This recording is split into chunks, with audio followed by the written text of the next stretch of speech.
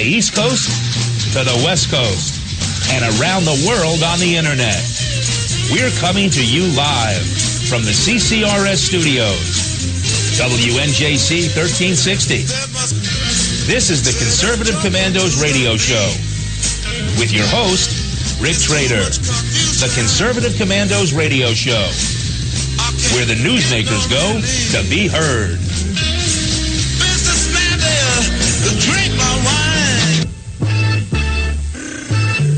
You can call the Conservative Commandos radio show at 856-227-1360. Your opinion counts at 856-227-1360. This is Congressman Alan West, and you're listening to the Conservative Commando radio show.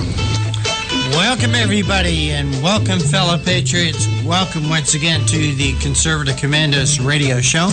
I'm Rick Trader, coming to you live from the studios of the Conservative Commandos radio network, WNJC 1360 in Philadelphia, and around the world on the internet with American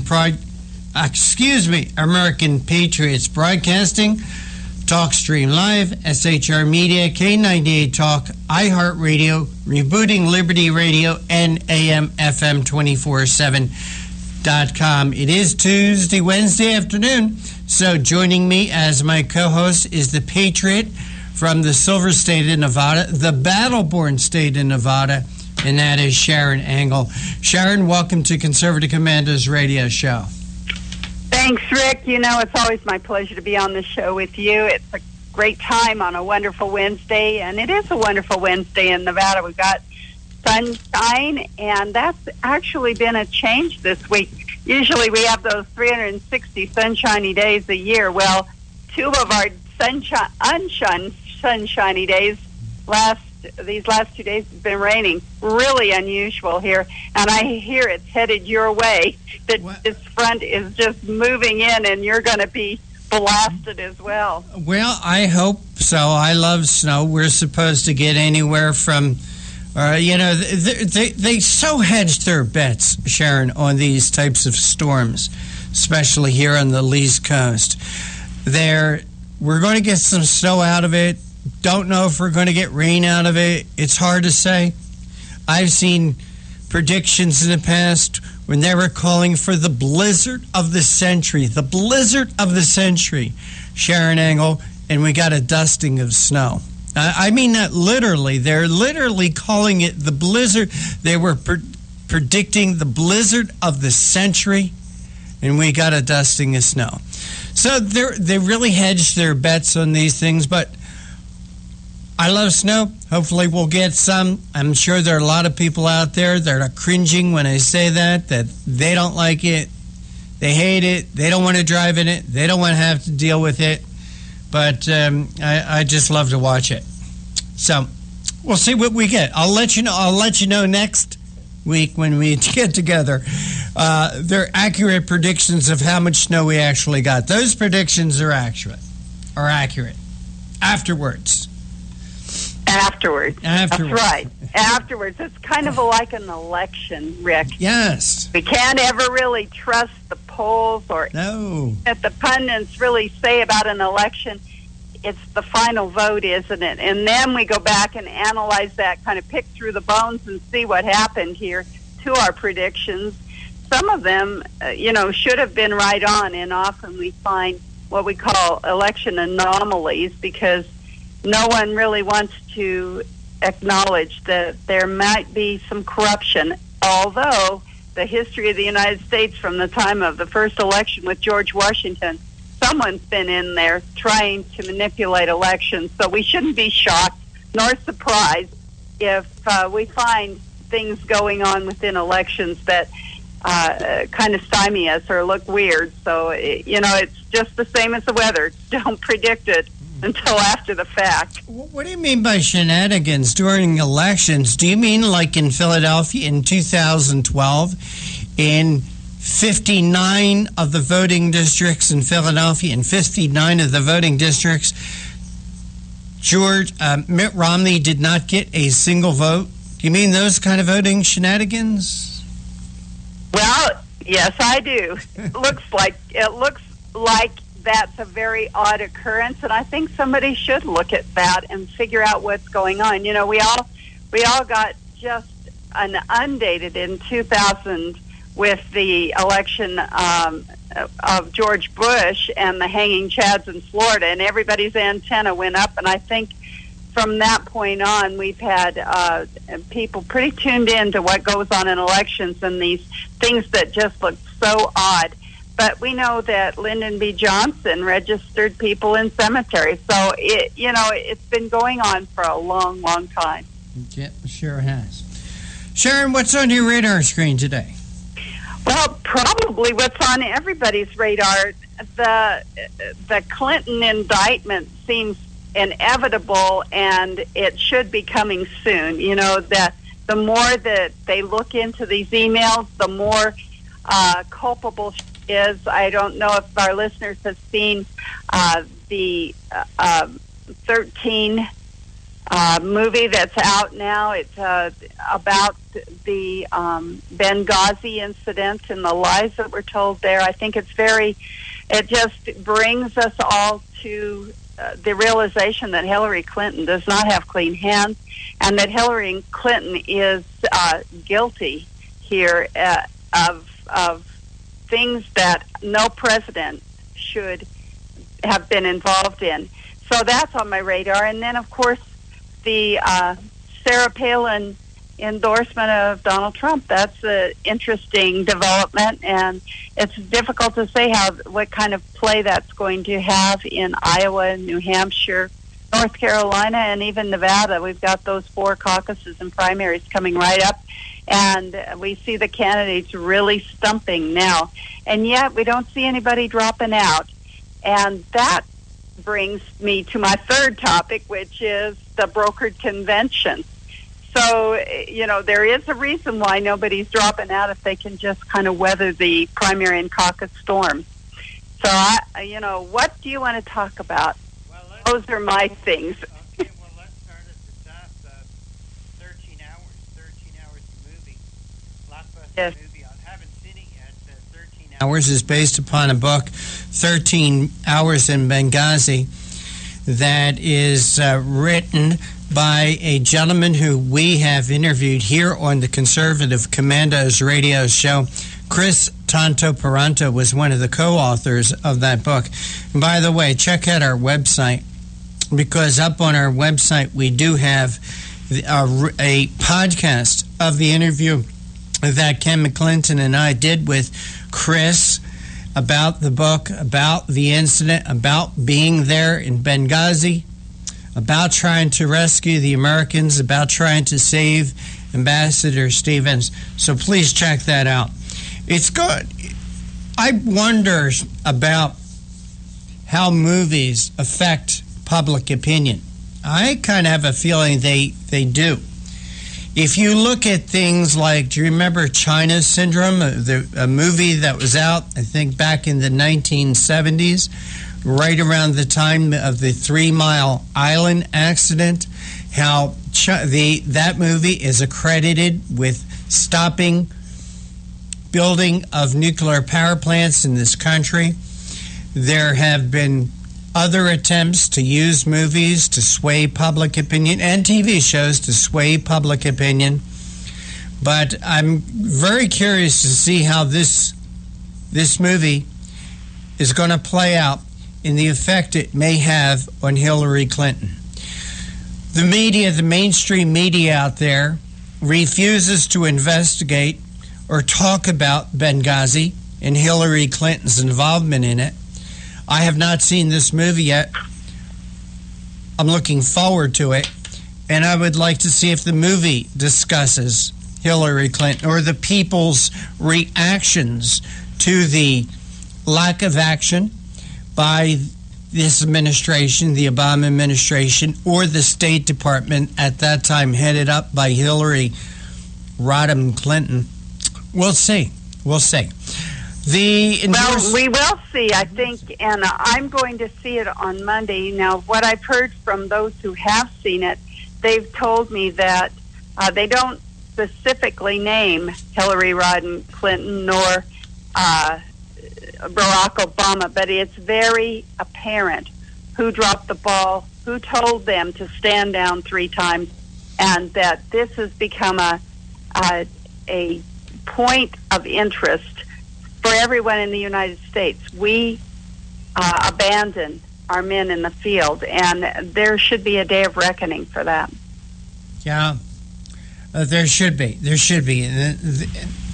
We need answers. We need answers. We need to learn from the lessons of Benghazi, and that's why I think it's important. People have to be held accountable. Barack Obama, Hillary Clinton, the Secretary of Defense, the Joint Chiefs of Staff, they need to be held accountable for what went on there. The blood of our ambassador and the other 3 Americans that died there, in my opinion, is on their hands. So let's move on to the endorsement of Sarah Palin, or endorsement by Sarah Palin for Donald Trump. I find that amusing. There's so many people out there that think of Sarah Palin as a conservative. I don't think that she made a conservative pick in this case. I don't see I don't see Donald Trump as a conservative. There's too many things that he has said in the past, too many things that he has done in the past that lead me to believe that he's even more Democrat than Republican. He has donated to a lot of dubious candidates in the past, including Barack Obama, Hillary Clinton, and a fellow out there in Nevada that I know, Sharon, you're very aware of, and that is Harry Reid. Donald Trump is a guy who has supported higher taxes. He has supported national health care, and he's also supported the use of eminent domain. He tried to steal a little old lady's house to build a casino in Atlantic City. It's certainly evident, Rick, that Donald Trump needs to have some conservative credentials, and I think that's what he's hoping Sarah Palin brings to the table, just like John McCain was hoping she would bring those conservative credentials to the table when he ran for president and picked her as his vice presidential candidate. But what I thought was interesting in the debate last week was that Donald Trump offered the vice presidency to Ted Cruz, and Ted Cruz, in turn, offered the vice presidency to Donald Trump should either of them win. And I thought that was interesting. They meant it as a joke. You could tell. Right. They were kind of laughing about it. But, Rick, the fervor out here in the grassroots that's no joke. We'd like you guys to kiss and make up and do the very best for the country and make a good ticket. If Donald Trump is bringing people into vote that will get Hillary Rodham Clinton out, and Ted brings the conservative credentials, well, maybe that's a good ticket. So, that was my take on it last night, is that he's looking for those conservative credentials, and just as John McCain was. We don't have anything that we can judge Donald Trump by except for what he has said and done in the past. He's never been in politics, and I don't hold that against him. So we can't go by his record. But there definitely are things that he has said and done. And he has definitely supported more Democrats in the past and donated to more Democrats in the past than he has in Republicans. Go by what the man has said in the past. As much as what he's saying, it's very convenient. It's very convenient now to say things, to get people to rally around you, to support you, to donate to you, to work for your election. It's easy to say things now, but people can't just go by that. They also have to look at the man's past, what he's said and what he's done. Well, and I would just point you all to the RepublicanAssemblies.org website, RepublicanAssemblies.org website. And Rick, we back in August had the NFRA convention, National Federation of Republican Assemblies, in Nashville, Tennessee. And at that time, we used a presidential guide. It's on that website. And what we asked people to do was not vote by their feelings, but vote by the numbers. Score these presidential candidates according to what you feel is the most important thing.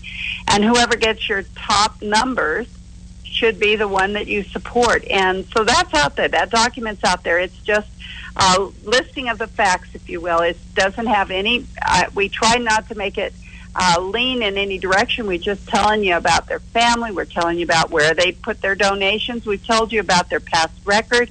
We've told you about their speaking points on different topics if they don't have a record. And we've just allowed you to then score these candidates and come up with a number rather than a feeling. Come up with a actual concrete reason why you're supporting the candidate that you're supporting. And of course, you know that after that process in Nashville, our convention came up with a majority vote to support and endorse Ted Cruz. So it was based on the numbers, not on feelings. And I have to tell you, we had a lot of Trump supporters in our crowd. Mm-hmm. But the end of the voting was Ted Cruz. So that's how that went down. And again, that's why I know that if our conservative group, National Federation for Republican Assemblies, was leaning toward Trump, and it was partly because he showed up. The rest of the candidates said they were too busy to come and talk to us, but Ted Cruz came, and that carries such a lot of weight. You know, when I'm watching them do their campaigning, it's the guy that shows up and shakes the hands that really has a head start or an advantage on voters. And I'm watching that. I'm watching to see how good their grassroots is. Because, as we said, you can't judge an election until it's over. Right. Well, it's going to be interesting. We have the Iowa caucuses coming up in, what is it, next week or the week after? Next week, it looks like. Next week. And then after that... I know we're about 2 weeks out from Tuesday, so not next week, but the following Tuesday. Right. So then we have, right after that, we have New Hampshire. And right after that, we have South Carolina. And then I think that 2 weeks later, we have a Super Tuesday. So I think Nevada is on the 20th, and then we get to Super Tuesday. So it we have the 4 caucuses and primaries. But that brings me to that brokered convention thought. If no one comes out of these. Hey Sharon, can we hold that conversation about? Let's go to a break. Yeah, right. We'll get into the brokered convention after the break. And you are listening to Conservative Commandos with Sharon Engel and Rick Trader, coming to you from the studios of the Conservative Commandos Radio Network, WNJC 1360 in Philadelphia, and around the world on the internet with American Patriots Broadcasting, TalkStream Live, SHR Media, K98 Talk, iHeartRadio, Rebooting Liberty Radio, AM FM 24/7. Today's show, like all our shows, is brought to you by the First Amendment, protected by the Second. Don't go away. Sharon and I will be right back. They say I'm nasty, but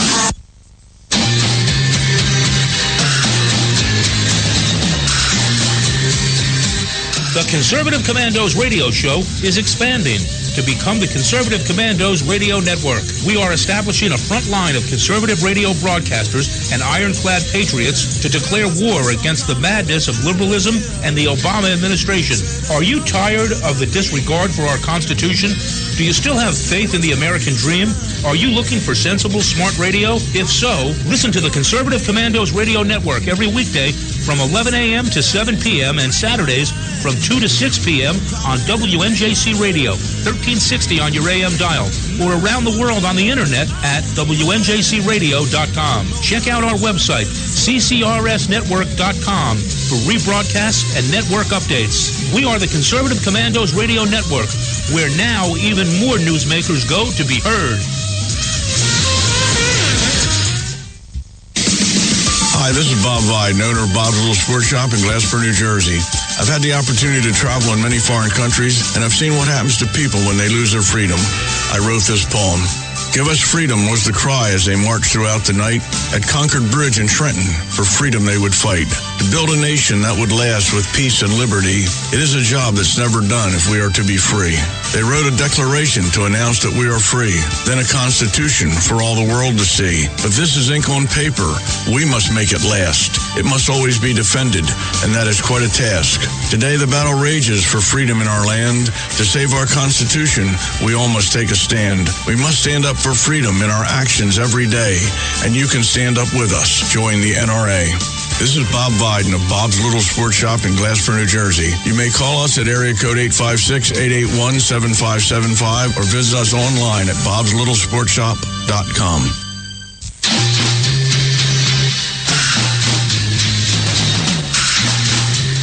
From the East Coast to the West Coast and around the world on the internet, we're coming to you live from the CCRS studios. WNJC 1360. This is the Conservative Commandos radio show with your host, Rick Trader. The Conservative Commandos radio show, where the newsmakers go to be heard.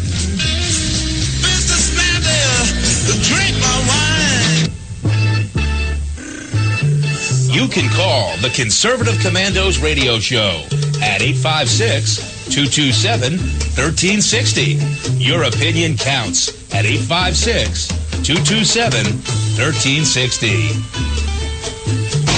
This is Congressman Alan West, and you're listening to the Conservative Commando Radio Show. You are listening to the Conservative Commandos Radio Show with Sharon Angle and yours truly, Rick Trader. For rebroadcasts of our shows, check out our websites, ccrshow.com or ccrsnetwork.com. That also describes the great conservative programming here as part of the Conservative Commandos Radio Network on WNJC 1360 in Philadelphia. Or you can hear rebroadcast from your computer by logging on to leadingedgeradionetwork.com at 9 a.m. in the morning. At 1 p.m. in the afternoon, you can log on to roarradio.net. And at 9 p.m., you can log on to the highplainsdailynews.com. But you could also hear our show from your telephone by calling 832-999-1199. Try it now. Shut off your radio. Close your computer down. Call 832-999-1199. See what I say. Great reception. Sharon, before we continue our conversation about a brokered convention, let's real quick go through our list of guests, and that'll save us the rest of the time for that conversation.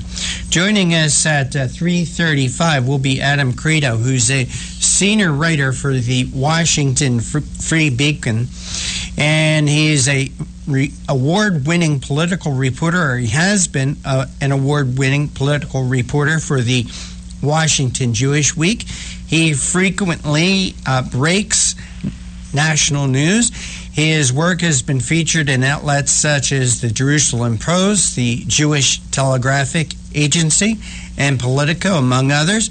And Adam is going to be joining us to discuss a couple items that I think could have been predicted with this Iran deal, unfreezing their assets, giving them money, bribing them.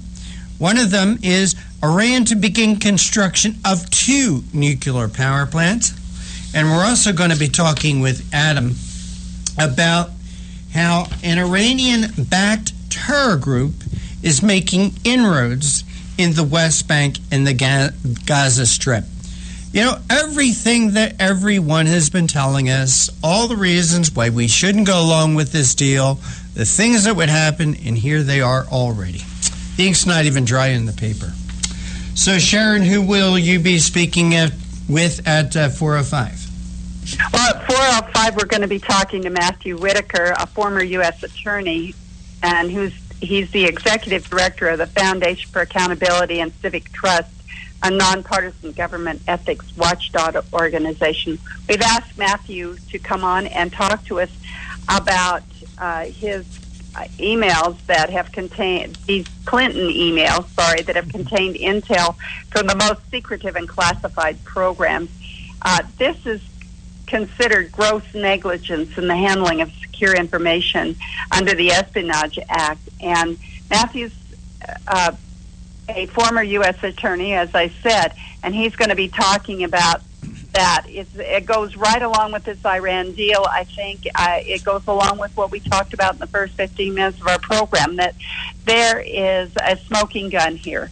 There is something that needs to be investigated. There are people that need to be held accountable. There is a day of reckoning, and we'll be talking about that day of reckoning with Matthew Whitaker at 4:05. Then at 4:35, we're going to be talking with Herbert London. He's been on our show many times, and he's the president of the London Center for Policy Research and the senior fellow at the Manhattan Institute. His work has appeared in every major newspaper and journal around the country, and he is an author and editor of 27 books and 3 plays, and a newly released book, The BDS War Against Israel, the Orwellian Campaign to Destroy Israel Through the Boycott, Divestment, and Sanctions Movement. And today we've asked him to come on and talk about, as sanctions come off the terror state, Obama's betrayal of Israel and Arab allies is complete. So Herb London will be here to talk about the Iran sanctions as the expert. And it will be interesting just to follow up one more time. As you said, our first guest is going to be talking about this, and now we get to talk to Herb and really wrap this all into a nice, neat package today. Our listeners will, I think, be well informed on what has gone on in the past, what is going on now, and what we can expect for the future. All right, Sharon, and before we went to the break, we started a conversation that we kind of had to cut off because of the break about a broker convention. How do you see that playing out? Our listeners need to really understand that the nominee comes out of the party, not out of primaries and caucuses necessarily. They play a part, but it's truly those delegates that go to the convention in Cleveland, Ohio this summer that will determine who the nominee for the party is. Mm-hmm. So, with that in mind, the nominees, the delegates for the convention are chosen at precinct meetings, and then those that are chosen at the precinct meeting go to the county convention, where they're chosen for the state convention as delegates, and at the state convention they're chosen for the national convention. Most of the Republican Party central committees and membership in most of the states is what we call a more liberal or establishment Republican. And because of that establishment Republican, they're only bound for that first vote. So the first round of votes come in, they're bound to vote the way their state voted. But if no candidate comes in with a clear majority, it'll go to a second round of voting. At that point, every one of those delegates becomes a free agent. Now, that's where this establishment vote comes into play. If their candidate is Jeb Bush and he has the majority of the delegates to that convention, he gets the nomination. Mm-hmm. Or it could be Marco Rubio, or it could be John Kasich, or it could be Chris Christie, or it could be Ted Cruz or Donald Trump. But it doesn't necessarily have to be the one that was chosen during your primary or your caucus. It's dependent upon those delegates, and after the first round, as I say, it's what they call brokered. That's when you can go in and trade your delegates. You can go in and persuade the delegates to vote for certain candidates. And in the past, we've watched this happen. Rick, in 1952, Adlai Stevenson wasn't even in the Democrat running, and he came out as their candidate from that's convention. Interesting. I didn't know that. Well, and in 1976, Ronald Reagan went in with the most delegates, the popular vote, if you will, but he didn't have a clear majority when he went in, and the delegates were persuaded to vote for the establishment candidate, Gerald Ford. Yeah, how'd that work out? So we lost Reagan in 76 because of a near brokered convention. They don't call it a brokered convention because it didn't go to a second round. Mm-hmm. But in some ways it was brokered because Reagan didn't have the votes locked up when he went into the convention. And Donald Trump has said he's concerned about this, that it could be a killer for his campaign if he doesn't go in there with the majority of the delegates in the onset. If it goes to the second round, he could lose it, even though he has the popular vote. Ted Cruz knows this as well. Mm-hmm. So, and incidentally, Reince Priebus also knows this. They had a meeting at a restaurant in December in Washington, D.C., of the hierarchy of the Republican Party, and he says that they didn't discuss a brokered convention. Why would they do that in a public restaurant? But in the next breath, he told the reporter it's a possibility. Yeah. So, well, it'll be interesting. This thing is so up for grabs. By the way, Sharon, and we'll have to go to a break real quick. Today is January 20th, 2016. 1 year from now, at this time, we will have a new president. Thank God. God bless America during the next year. Don't know what kind of trouble is ahead for us.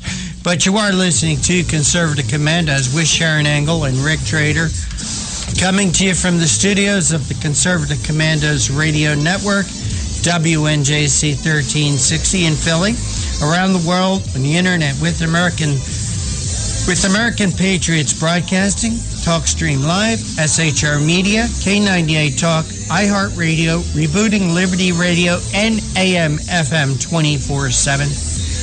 We're so proud and thankful for them carrying us. Don't go away. Sharon and I will be right back with our first guest, Adam Credo. That's my prerogative. They say I'm nasty, but You've heard Paul Delks playing the music on the Your Music Matters morning show. He is also an experienced mortgage loan officer working for U.S. Mortgage Corporation and assists homeowners navigate the reverse mortgage process. If you are finding yourself asking questions whether or not you set aside enough for retirement, Paul can sit down with you, your family, and your financial advisor and discuss how a reverse mortgage may be a valuable resource for your retirement plan. You will be responsible for paying your taxes and insurance, and the reverse mortgage can help with this and other expenses, such as home health care or other untimely bills. Put Paul's 20-plus years of experience to work for you, as choosing the right option for your situation can be critical. Call Paul at U.S. Mortgage Corporation at 877-213-9977. That's 877-213-9977. Or go to seniormatters.info for more information. U.S. Mortgage Corporation is a licensed mortgage banker in New Jersey, Pennsylvania, and Delaware, and an equal housing lender. NMLS number 3901. U.S. Mortgage Corporation is located at 201 Old Country Road, Suite 140, Melville, New York, 11747. This advertisement applies to first lien mortgages. Paul E. Dilks, NMLS is 485904. Hi, this is Bob Vide, owner of Bob's Little Sports Shop in Glasper, New Jersey. I've had the opportunity to travel in many foreign countries, and I've seen what happens to people when they lose their freedom. I wrote this poem. Give us freedom was the cry as they marched throughout the night. At Concord Bridge in Trenton, for freedom they would fight. To build a nation that would last with peace and liberty, it is a job that's never done if we are to be free. They wrote a declaration to announce that we are free, then a constitution for all the world to see. But this is ink on paper. We must make it last. It must always be defended, and that is quite a task. Today the battle rages for freedom in our land. To save our Constitution, we all must take a stand. We must stand up for freedom in our actions every day, and you can stand up with us. Join the NRA. This is Bob Biden of Bob's Little Sports Shop in Glasper, New Jersey. You may call us at area code 856-881-7575 or visit us online at bobslittle.sportshop.com. What does it take to be the leader in production systems technology? To be the one company that solves production problems at any plant, for any product, and with any technology? It takes a 30-year record of success. It takes total mastery of complex technologies with a history of delivering success every time, without fail. Only one company can claim that high ground in manufacturing line optimization, data automation, and systems integration, and that's Philadelphia Control Systems. In factories worldwide, Philadelphia Control Systems programs, software, and engineering solutions deliver optimal performance and output flow with a record that can't be matched. Any plant, any product, any technology. Philadelphia Control Systems, the leader in production automation since 1982. 800-335-9811. PCS4automation.com. That's PCS, the number 4, automation.com. The Conservative Commandos radio show is expanding to become the Conservative Commandos Radio Network. We're establishing a front line of conservative radio broadcasters and ironclad patriots to declare war against the madness of liberalism and the Obama administration. Are you tired, as I am, about the disregard for our Constitution? Do you still have faith in the American dream? Are you looking for sensible, smart radio? If so, listen to the Conservative Commandos Radio Network every weekday from 11 a.m. to 5 p.m. on WNJC Radio 1360 a.m. or around the world on the internet at WNJCradio.com. Check out our websites, ConservativeCommandosRadioNetwork.com and CCRN.com for rebroadcasts and network updates. We are the Conservative Commandos Radio Network, where even more newsmakers go to be heard.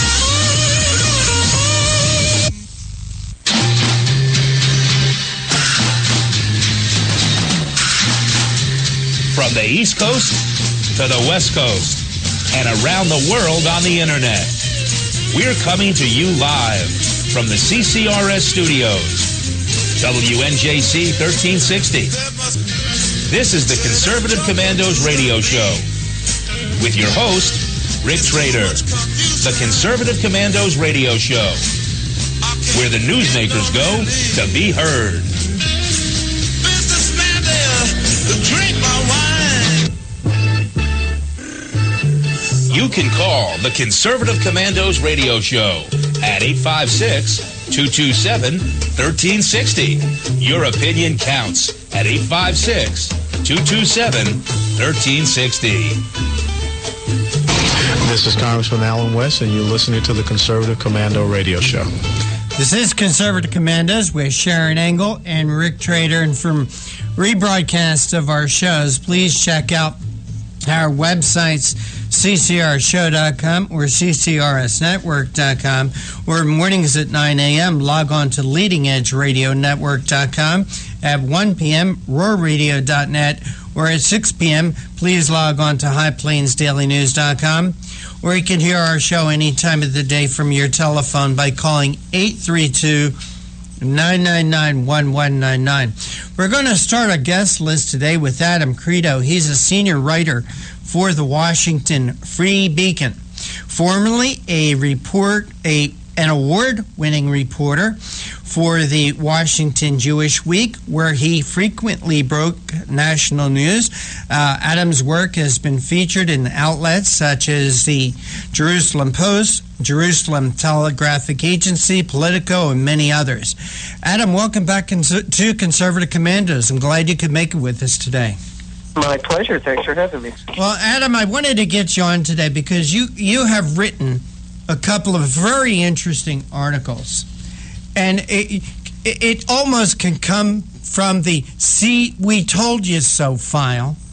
One is Iran to begin construction on 2 nuclear plants, and the other one, new Iran-backed terror group makes inroads into Gaza and the West Bank. Adam Credo, where have these people been? This is what we warned them would happen as soon as we take the sanctions off Iran, as soon as we release the money to them. Yeah, well, look, I think that anybody who's been following the evolution of the negotiations, which moved into recently the implementation of this nuclear deal, knew what was being offered to Iran and what would happen as a result. Iran remains, according to our own State Department, a foremost sponsor of terrorism across the globe. So when you're dealing with a country like this, you can assume that they'll continue to conduct terrorism across the globe, and that's what they're doing. They've, for years, sponsored and run the Hezbollah terror organization, which is in Lebanon, right on Israel's northern border.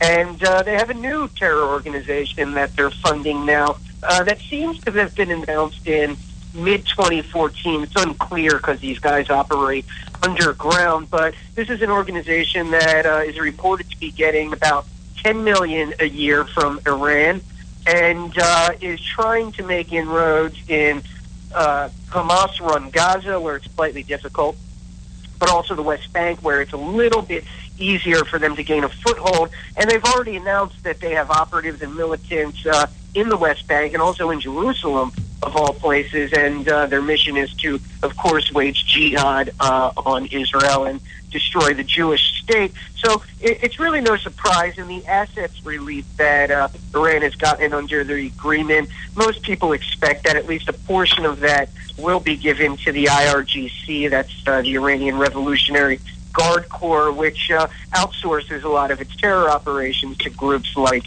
the ones we're talking about here. So we're just kind of seeing that play out as the deal begins to be implemented. Adam, please tell our audience, I can't pronounce the name of this group. I'm hoping you can do better than I can with it, because I'm sure we're going to hear about it in the news in very near future. Tell us about this group, the name, where it has come, where it comes from. What do we know about this group so far and its leaders? Sure. Shorthand, the group is calling itself Al-Sabarin, and that seems to be the name that most people are adopting as they talk about it. There's, of course, a much longer name that in Arabic, stands for, Light of Palestine type of thing, allied with Palestine. And that's how they're positioning themselves. They're trying to be viewed as a popular Palestinian resistance organization and in some ways obfuscate those links to Iran.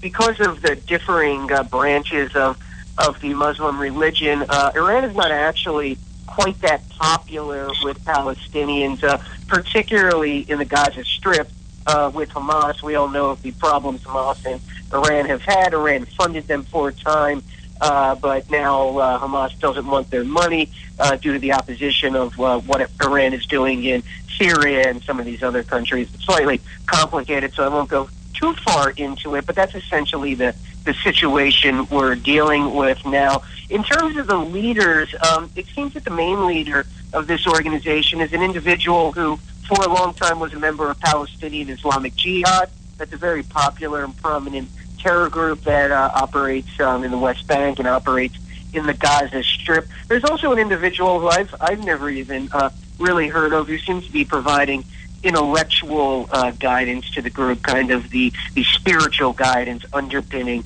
their operation. So that's what we seem to be on that front. I would say that, and the reason I wrote about them, this group is popping up onto the radar much more, not just for people like me, reporters, but security analysts, Israeli security forces. It seems that a number of their operatives were killed by Israel recently while they were conducting reconnaissance, trying to plan out terror operations. So they're certainly on the radar now. And the leader of this group has said that they're ready to start armed conflict. They now have an armed branch of the group, and those guys will be carrying out attacks on Israel. Yeah, real nice. This is what we need. Do you see any conflict between this new terror group and terror groups such as Hamas? Oh, yeah, absolutely. These guys are not friends. Hamas is very, very controlling of its territory. Now, that's not just on citizens. We all know very well that routinely Palestinians are disappeared in the Gaza Strip for either opposing Hamas or really not being a member of the team. There's an atmosphere of fear in the Gaza Strip, which I'm sure won't come as a surprise to people, and they are very, very controlling over armed organizations that take root in Gaza. So while this new Al-Sabarin group has a presence there, they're definitely finding some resistance. It's been much easier in the West Bank for them to gain a foothold. You know, Adam, in your article, you talk about how this group's Facebook page remains active despite, with near daily postings, despite attempts by Facebook to shut it down. My God, Adam Credo, Facebook shuts me down. Why can't they shut this group down? You know, it's funny, and there's a story almost unto itself in this, that not just this organization, but I see many terrorist organizations posting propaganda, posting pictures of supposed martyrs that have been killed in armed revolution and things of this nature all over Facebook. I see this every day. Some of the pictures are also quite violent, posting bodies of the people they've killed. They're certainly, at the very least, trying to spark and incite revolution and jihad and these types of things, yet they remain on Facebook. That's amazing to me, Adam, because one time Facebook put me in Facebook jail for 2 days because I put the word Nazi in one of my posts. I kid you not. Hey, Adam, we got to go to a break real quick. Could you hold on for just 2 minutes? Because I also want to talk about these new nuclear plants that Iran is building. Could you hold it for us? And you are listening to the Conservative Commandos with Sharon Engel and Rick Trader, coming to you from the studios of the Conservative Commandos Radio Network, WNJC 1360 in Philly, and around the world on the internet with American Patriots Broadcasting, TalkStream Live, SHR Media, K98 Talk, iHeartRadio, Rebooting Liberty Radio, AM/FM 24/7, and a whole bunch of others. We're speaking with Adam Credo, senior writer at the Washington Free Beacon, about what Iran is doing with all that money we just gave them. Be right back. They say I'm messy, but I...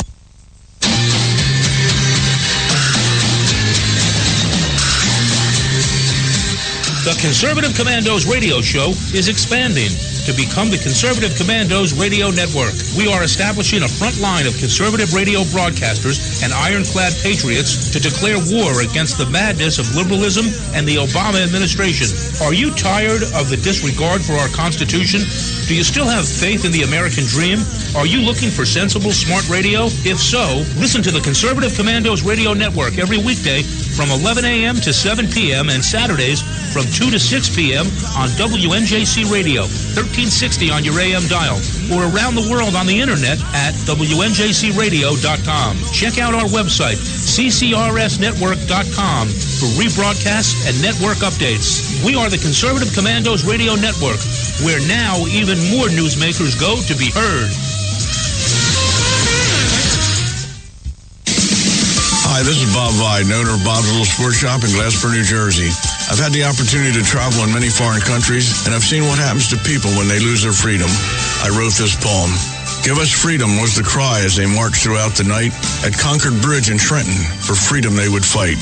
To build a nation that would last with peace and liberty, it is a job that's never done if we are to be free.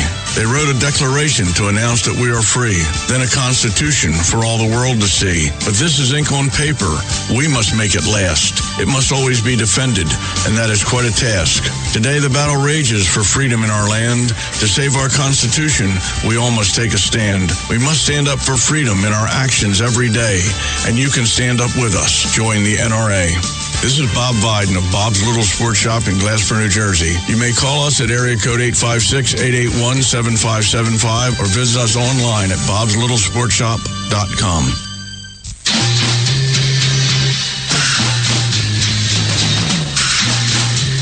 From the East Coast to the West Coast and around the world on the internet, we're coming to you live from the CCRS studios. WNJC 1360. This is the Conservative Commandos radio show with your host, Rick Trader. The Conservative Commandos radio show, where the newsmakers go to be heard.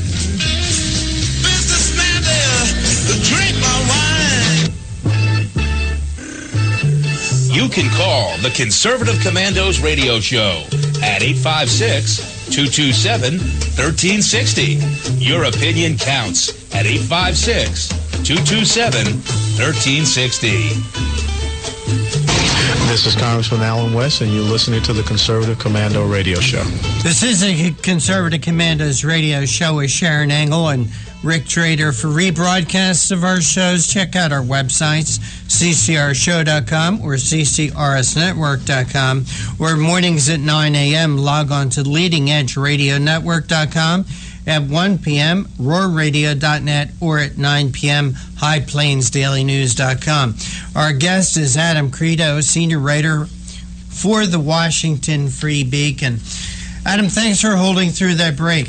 No problem. Hey, Adam, in your article here, it looks like you have spoke to a State Department official about this group. Could you tell them what you've learned from them?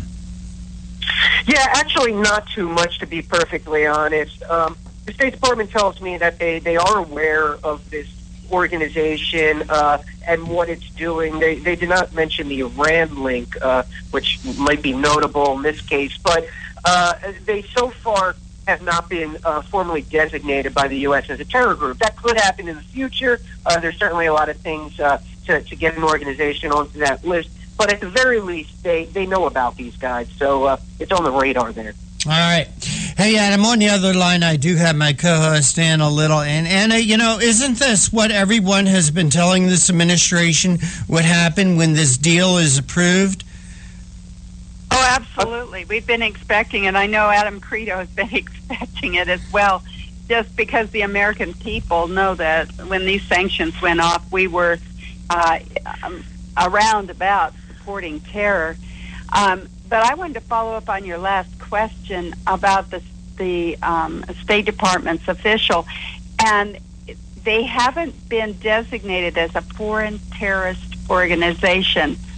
What difference does that make, Adam? I mean, what does that designation mean? And what does it mean to us as Americans? What's the State Department doing about this group? And do they have to be on this list before they'll do anything? Or what does that really mean, that designation? Well, the designation comes along with sanctions. It comes along with a lot of things that would bar travel for these individuals. These individuals essentially would be criminals tracked by Interpol organizations of this sort. So there's quite a lot in a designation of this nature, and that's actually, I mean, if you want to tie it to Iran, that's the reason that Iran was looking to get out of international sanctions and designations as a terror or a state sponsor of terror, because their officials couldn't travel around. They couldn't do business on the international market. So this type of designation definitely comes with a lot of bad things, so to say. So if we were to designate them then as a terror organization, it would put those sanctions back on anything coming out of Iran, at least this group coming out of Iran, and maybe that's why they're not mentioning it. Can you kind of tell us what the impact might be of that kind of a designation on putting the sanctions back on Iran or keeping the sanctions off of Iran? Well, in terms of its funding of this new organization, it probably wouldn't mean much. The money that's provided to them is smuggled illicitly anyway, and they'll continue to smuggle it illicitly. I don't see a designation touching Iran if this organization was to be designated. I don't think that would really interfere in any way. Although the Obama administration, on the other hand, has made clear and really maintained that it's going to continue to put sanctions on Iran for violations such as human rights violations, terrorism violations, and violations like we've seen of ballistic missile testing. And the administration did do that recently. So you could see it happen. This is just kind of an important segue into these sanctions going off of Iran and the other things that are going besides sponsoring terror groups in Israel. We see that they're going to build up something that we've been saying they can't have, and that is nuclear plants. Talk a little bit about that, Adam.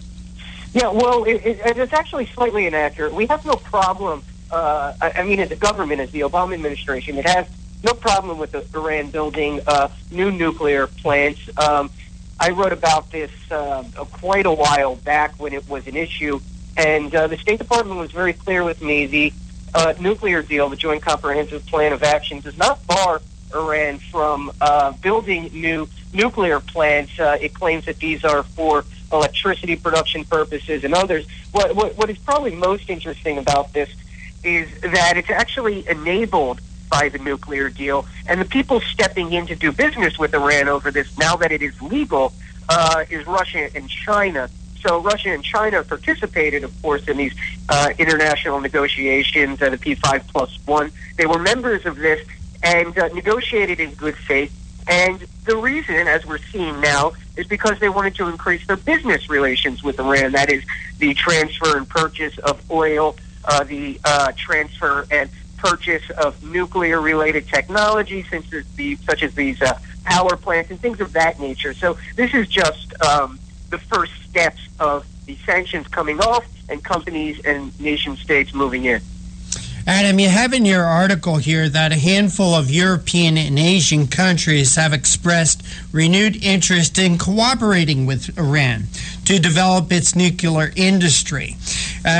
Could you, beside China, beside Russia, what other countries are knocking on Iran's door to do business with them?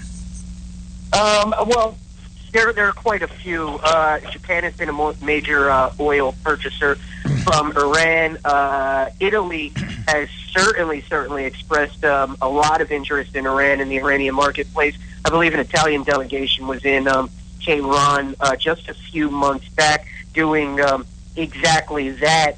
And look, it runs the gamut from the energy sector to the oil sector to the precious metal sector, that is the gold trade, things of this nature, and even the automobile sector. A lot of companies are looking to renew their ties with Iran's automobile sector. It's very interesting. Now, when this Iran deal was being negotiated, we've had reports that there was a lot of pressure coming from Europe to sign this deal. Is that why they wanted it? They wanted to do business. They wanted to get their hands on some of these billions of dollars that have now been released to Iran?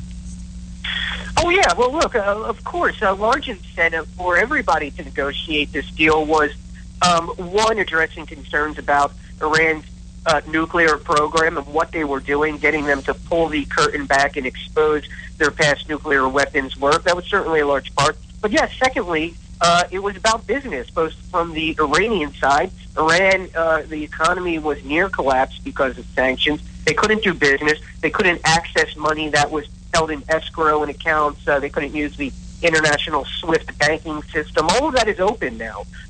So there's a mutual benefit to both the EU, the European Union countries, and Iran. And that's exactly what we're seeing, mutual business interaction back and forth. If you read the Iranian state media, I mean, there are near daily reports about different business delegations travel between different officials, or whether it's Russia, China, somewhere in Europe. I mean, it's going on constantly now. Adam, if I could ask you, and I can't think of anyone better to ask, what's the mood in Jerusalem? What's the mood in Israel about all these actions that are taking place now? Oh, well, I mean, as you can imagine, it's obviously quite dim. I believe the latest statement from the Israeli government is that the implementation of the nuclear deal creates challenges. That's their diplomatic language of saying that we don't like it. And all through the debate, Israel made itself very clear. It never wavered in its stance. It believes that the nuclear deal is dangerous, that it legitimizes the Iranians and the Iranian regime, which, of course, is a brutal regime. I think it led last year the world in the number of executions, somewhere around 1,300. Wow. People were hanged or murdered by the Iranian regime, and I believe it's nearly 100 just in the first month of this year. So wow. The Israelis have been very clear about how they feel about this, and they're not optimistic. They think that the Iranian regime is genocidal, and that even if it doesn't have a nuclear weapon, it's committed to the destruction of Israel. And Iran has said that too, so I take them at their word. Adam Credo, senior writer for the Washington Free Beacon, we want to thank you so much for joining us. We know you had to squeeze us in. We really appreciated it, but we wanted to highlight what you've been writing about, and please tell our listeners how they can follow your work. Absolutely. They can find me on the Washington Free Beacon website. That is freebeacon.com. I encourage everybody to go there, and also on Twitter if they want to talk to me or send me thoughts. It's just my last name, Credo, Kredo, and the number 0, so they can find me there. Adam, we want to thank you so much for joining us. It's just amazing to me that Barack Obama has no problem with Iran building nuclear plants, but one hasn't been built here in like 40 years. It's just... That's a good point. I just want to shake my head. Adam Credo, again, thank you so much. And by the way, Iran's got more oil than God. And what do they need nuclear plants for to build for electricity when they have that oil? You got to shake your head. You got to wonder what's going on. It's a good point, and a lot of the analysts and experts I've spoken to have brought that up as well. All right, Adam Credo, again, thank you so much. Absolutely. It's my pleasure. Anytime. Take care. God bless. And you are listening to Conservative Commandos with Sharon Engel and Rick Trader, coming to you from the studios of the Conservative Commandos Radio Network at WNJC in Philly and around the world on the internet with American Patriots Broadcasting, TalkStream Live, SHR Media, K98 Talk, iHeartRadio, Rebooting, Liberty Radio, and AM FM 24/7. Don't go away. Sharon and I will be right back with our next guest, former U.S. Attorney Mark Whitaker. Be right back. I really don't care. That's my prerogative. They say I'm nasty, but You've heard Paul Deltz playing the music on the Your Music Matters morning show. He is also an experienced mortgage loan officer working for U.S. Mortgage Corporation and assists homeowners navigate the reverse mortgage process. If you are finding yourself asking questions whether or not you set aside enough for retirement, Paul can sit down with you, your family, and your financial advisor and discuss how a reverse mortgage may be a valuable resource for your retirement plan. You will be responsible for paying your taxes and insurance, and the reverse mortgage can help with this and other expenses, such as home health care or other untimely bills. Put Paul's 20-plus years of experience to work for you, as choosing the right option for your situation can be critical. Call Paul at U.S. Mortgage Corporation at 877-213-9977. That's 877-213-9977. Or go to seniormatters.info for more information. U.S. Mortgage Corporation is a licensed mortgage banker in New Jersey, Pennsylvania, and Delaware, and an equal housing lender. NMLS number 3901. U.S. Mortgage Corporation is located at 201 Old Country Road, Suite 140, Melville, New York, 11747. This advertisement applies to first lien mortgages. Paul E. Dilks, NMLS is 485904. Hi, this is Bob Vide, owner of Bob's Little Sports Shop in Glasper, New Jersey. I've had the opportunity to travel in many foreign countries, and I've seen what happens to people when they lose their freedom. I wrote this poem. Give us freedom was the cry as they marched throughout the night at Concord Bridge in Trenton. For freedom they would fight. To build a nation that would last with peace and liberty, it is a job that's never done if we are to be free. They wrote a declaration to announce that we are free, then a constitution for all the world to see. But this is ink on paper. We must make it last. It must always be defended, and that is quite a task. Today the battle rages for freedom in our land. To save our Constitution, we all must take a stand. We must stand up for freedom in our actions every day, and you can stand up with us. Join the NRA. This is Bob Biden of Bob's Little Sports Shop in Glasper, New Jersey. You may call us at area code 856-881-7575 or visit us online at bobslittle.sportshop.com. What does it take to be the leader in production systems technology? To be the one company that solves production problems at any plant, for any product, and with any technology? It takes a 30-year record of success. It takes total mastery of complex technologies with a history of delivering success every time, without fail. Only one company can claim that high ground in manufacturing line optimization, data automation, and systems integration, and that's Philadelphia Control Systems. In factories worldwide, Philadelphia Control Systems programs, software, and engineering solutions deliver optimal performance and output flow with a record that can't be matched. Any plant, any product, any technology. Philadelphia Control Systems, the leader in production automation since 1982. 800-335-9811, PCS4automation.com. That's PCS, the number 4, automation.com. The Conservative Commandos radio show is expanding to become the Conservative Commandos Radio Network. We're establishing a front line of conservative radio broadcasters and ironclad patriots to declare war against the madness of liberalism and the Obama administration.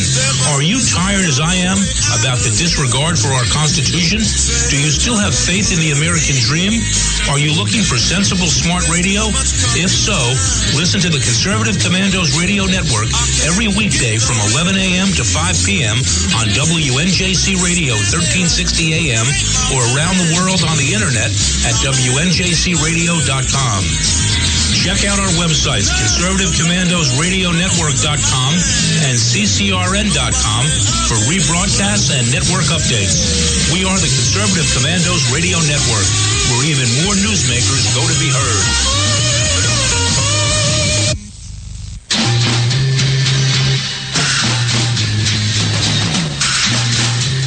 From the East Coast to the West Coast and around the world on the internet, we're coming to you live from the CCRS studios, WNJC 1360. This is the Conservative Commandos radio show with your host, Rick Trader. The Conservative Commandos radio show, where the newsmakers go to be heard. Drink my wine. You can call the Conservative Commandos radio show at 856-227-1360. Your opinion counts at 856-227-1360. This is Congressman Alan West, and you're listening to the Conservative Commando radio show. Welcome back to the Conservative Commandos radio show. I'm Sharon Engel. I'm here with my co-host, Rick Trader. And if you would like to hear a rebroadcast of today's show, please check out our website, ccrsnetworks.com, ccrshow.com. Or mornings at 9 a.m., you can log on to leadingedgeradionetwork.com. At 1 p.m., log on to roarradio.net, and at 9 p.m. log on to highplainsdailynews.com. And you can also listen to Conservative Commandos on your phone by calling 832-999-1199.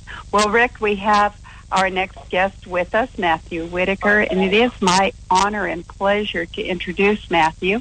He's a former U.S. attorney and is executive director of the Foundation for Accountability and Civic Trust, FACT, a nonpartisan group government ethics watchdog organization. Matthew, welcome back to the Conservative Commandos radio show. I always love being with you guys. Thanks for having me. Well, it's our honor and pleasure to have you here, Matt. And it's really a very appropriate time to have you with us because the Clintons have been revealed as being involved in what might be considered gross negligence. This is Hillary Clinton, and I need an attorney to really define the terms for me. Gross negligence somehow doesn't sound harsh enough for what she's been doing, but if you could just kind of give us a clue on what's going on there with the Clinton emails and why gross negligence applies. Well, thank you. Gross negligence is a legal standard, like, more likely than not, or negligence. Negligence is what would a reasonable person do in similar circumstances. Gross negligence goes to a disregard for what might happen if the conduct is taken. And what we see in this particular case, is beyond that. It's intentional. And, there's so much has happened since we last spoke on the phone in regard, but, the two big revelations. One was yesterday with the revelation that, this homebrew email server contained some of the SAP, which is one of the highest designations of top secret that you can get. And the additional revelation was a couple weeks ago, right after we had filed a OGE, Office of Government Ethics complaint against Hillary Clinton. It if we find out that the FBI is looking at exactly the same subject that we were looking at the time, and that is the issue of the relationship between the Clinton Foundation and Hillary Clinton as Secretary of State. So, I mean, these are, two big and serious revelations that have just happened kind of back to back that I think ultimately really call into question some of her choices that she made as Secretary of State. Well, now you're the director of FACT, and that's an acronym for. Tell us about FACT. Tell us about the acronym. FACT stands for the Foundation for Accountability and Civic Trust. We're a nonpartisan government ethics and accountability watchdog based in Washington, D.C. People can learn more on our website, factdc.org, or on Twitter or Facebook at FactDC, because we're based in Washington, D.C. In fact, I'm in Washington right now. I always seem to sort it out every week, and then when I go back home to my family, it seems to fall apart. So I'm going to keep coming out here and try to straighten up the mess. But, that being said, FACT is working very hard on some of these accountability and ethics issues. We filed about 30 complaints last year, and 2016 is going to be a big year for us. We're very active and involved in, making sure that we call out people that put their interests ahead of the interests of the people. Well, and you have called for a federal probe into the communications during Hillary Clinton's time at the State Department.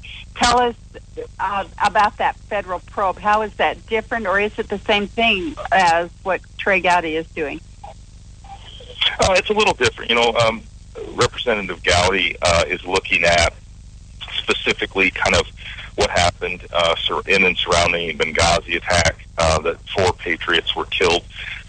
We've learned that there was essentially a pattern and a practice to spin the American people from the moment it happened, where she emailed, her daughter Chelsea to tell her that it was a Al-Qaeda-like group, and then the next day began this internet YouTube video reaction story that we all knew was didn't smell right or feel right.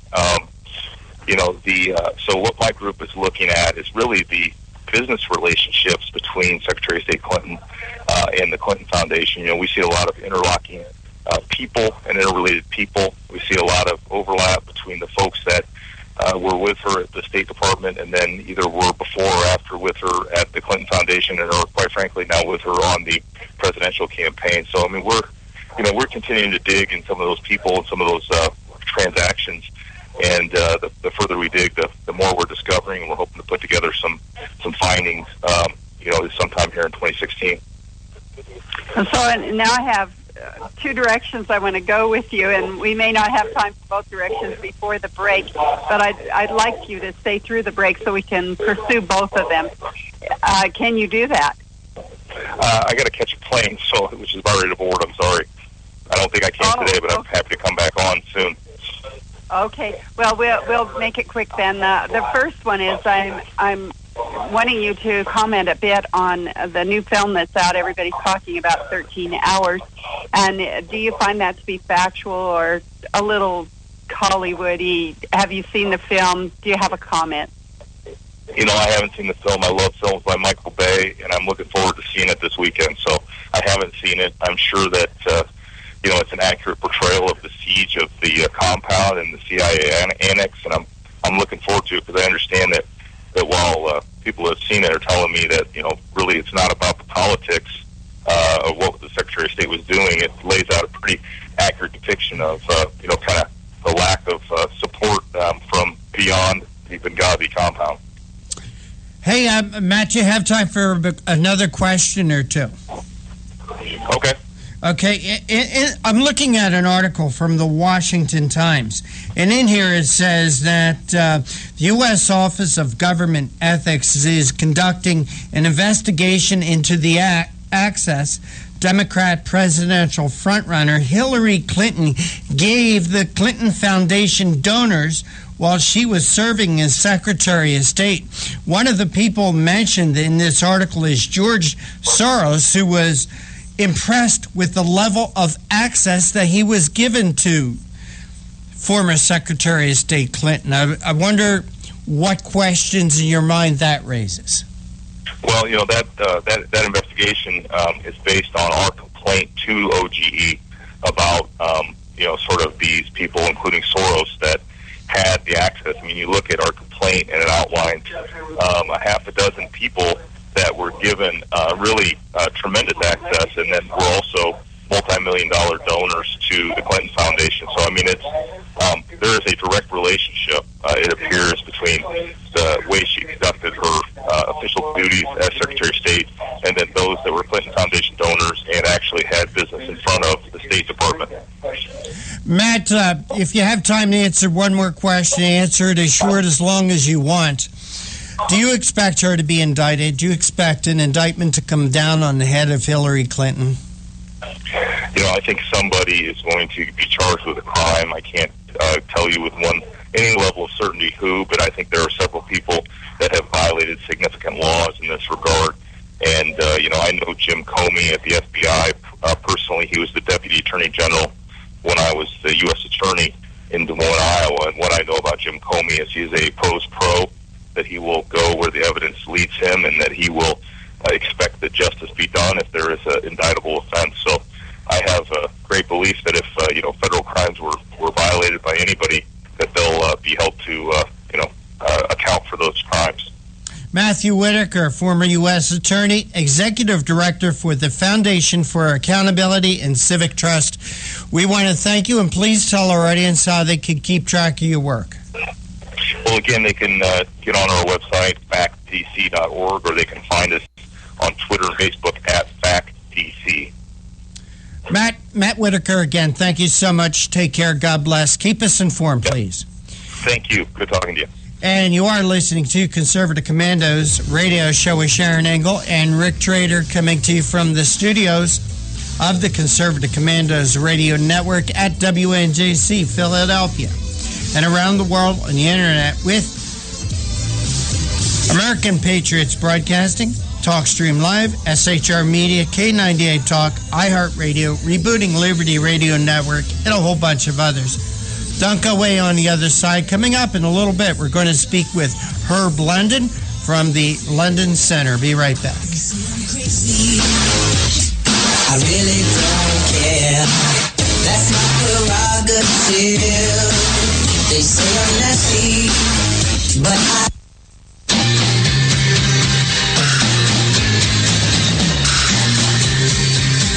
The Conservative Commandos radio show is expanding to become the Conservative Commandos Radio Network. We are establishing a front line of conservative radio broadcasters and ironclad patriots to declare war against the madness of liberalism and the Obama administration.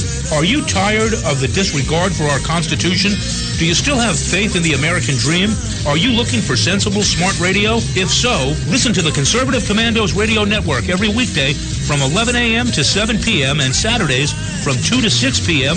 on WNJC Radio, 1360 on your AM dial, or around the world on the internet at WNJCradio.com. Check out our website, ccrsnetwork.com, for rebroadcasts and network updates. We are the Conservative Commandos Radio Network, where now even more newsmakers go to be heard.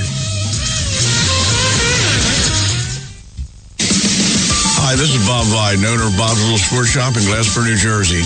I've had the opportunity to travel in many foreign countries, and I've seen what happens to people when they lose their freedom. I wrote this poem. Give us freedom was the cry as they marched throughout the night. At Concord Bridge in Trenton, for freedom they would fight. To build a nation that would last with peace and liberty, it is a job that's never done if we are to be free. They wrote a declaration to announce that we are free, then a constitution for all the world to see. But this is ink on paper. We must make it last. It must always be defended, and that is quite a task. Today the battle rages for freedom in our land. To save our Constitution, we all must take a stand. We must stand up for freedom in our actions every day, and you can stand up with us. Join the NRA. This is Bob Biden of Bob's Little Sports Shop in Glasper, New Jersey. You may call us at area code 856-881-7575 or visit us online at bobslittle.sportshop.com.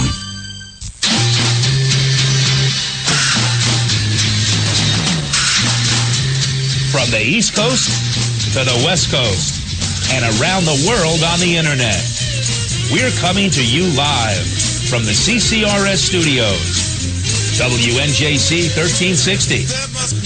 This is the Conservative Commandos radio show with your host, Rick Trader.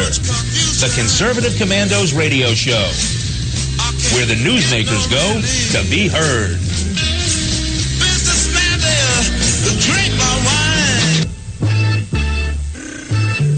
You can call the Conservative Commandos radio show at 856-227-1360. Your opinion counts at 856-227-1360. This is Congressman Alan West, and you're listening to the Conservative Commando radio show.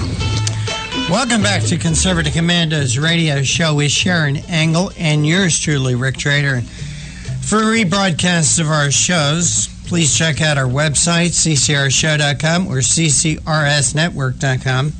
Or mornings at 9 a.m., log on to leadingedgeradionetwork.com at 1 p.m., ruralradio.net, or at 9 p.m. Eastern Time, log on to highplainsdailynews.com.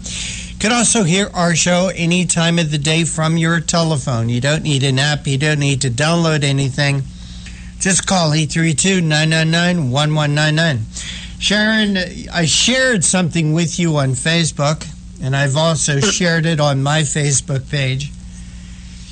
I'm really shaking my head about this. This is a screenshot from Fox News. A screenshot from Fox News. It is a picture of the drug lord, the drug kingpin, El Chapo. And it's underneath of it is a caption. And see, this is why I hate the computer, just because just as soon as I start talking about something, don't you know? I've got it. Well, I get it here. I got it back. Rifle found at El Chapo hideout comes from Fast and Furious program. Gracias, Obama. Gracias, Presidente El Obama. Okay, a rifle. Again, a rifle that was found at the headquarters, our hideout of this drug kingpin, this drug lord, was one of the rifles that was involved in the Fast and Furious program. So now we got Barack Obama giving arms or supplying arms to drug kingpins.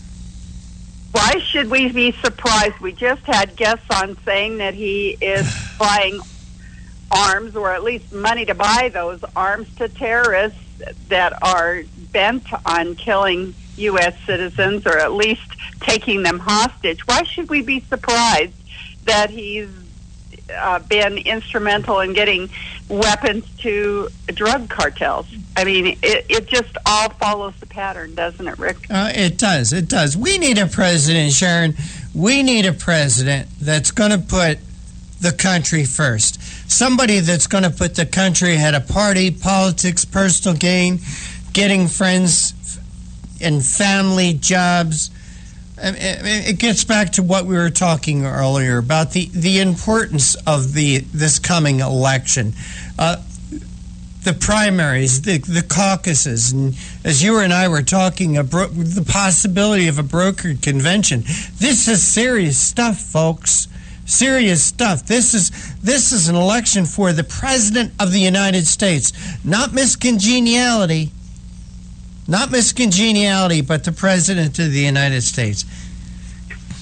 Well, it's time, Rick. As we were talking before our last guest in the beginning of the program, we talked about how a brokered convention plays out, and that it is really dependent on those delegates that go, those voting delegates that go to the Republican National Convention in July in Ohio. Mm-hmm. And the way you get there is not by going to vote in your caucus or in your primary. The way you get there is by going to your precinct meeting and getting elected as a delegate to the county convention. Then you must go to the county convention and get yourself elected as a delegate to the state convention. Go to the state convention and get yourself elected as a delegate to the national convention. That's the only way that you will be able to ensure that the person that you voted for and in the caucus will actually be represented there at the convention. Mm-hmm. And we know from past conventions, that the majority of the folks that go to the national convention are the ones that can afford it, and or have a way to get there. If I can say it that way. So, it's a costly experience, but that's exactly what our founding fathers said it would take to preserve our freedoms. It would take our honor, our lives, and our fortunes. So, we need to be thinking about how do we get to that Republican National Convention in Ohio to make sure that vote does represent what the people of the United States want in a nominee from the Republican Party, not what the establishment wants. Mm-hmm. Sounds as, all the steps. I don't want to discourage anyone from doing this. I think it's very important for people to be involved and active, but it sounds very political what you're talking about, Sharon. Because it is political. It is political, but it is what put forward. It's been the way that it's been done for hundreds of years now. Yeah. Yes, the party chooses the candidate, and the way that you become a part of that party to choose is you have to get involved in the party. It's not just a simple vote. After that first round, your vote in the caucus or the primary becomes very little more than just a straw poll vote, just a recommendation, if you will, to the convention. Because I was putting myself in those shoes as you were talking about all the steps. Now, I got to be honest, I'm not a very popular guy with Republicans here in New Jersey. I'm really not. I have, because of speaking out, I've ruffled some feathers with people involved in county and state politics, especially during the elections of one Chris Christie. I had a lot of things that a lot of these county politicians, Republican committee men, county Republican Party people did not like my opposition. I don't think there is anything I could ever do to get elected as a representative with the type of politics that goes on here.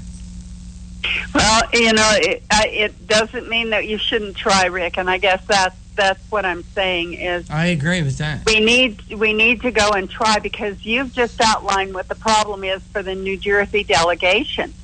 If the New Jersey party is so allied with Chris Christie, if their loyalties lie with they love the guy. It won't matter what you do or how you vote in your primary or your caucus. After that first vote, New Jersey's going to be for Chris Christie.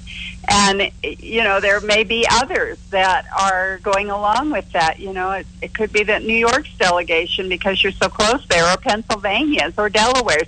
Do you see what I'm saying? That delegations in these states are not bound to vote the way that the popular vote goes in a primary or a caucus. Sharon, and it's so important for people to educate themselves and get involved. Not to change subjects here, but just as an example for this.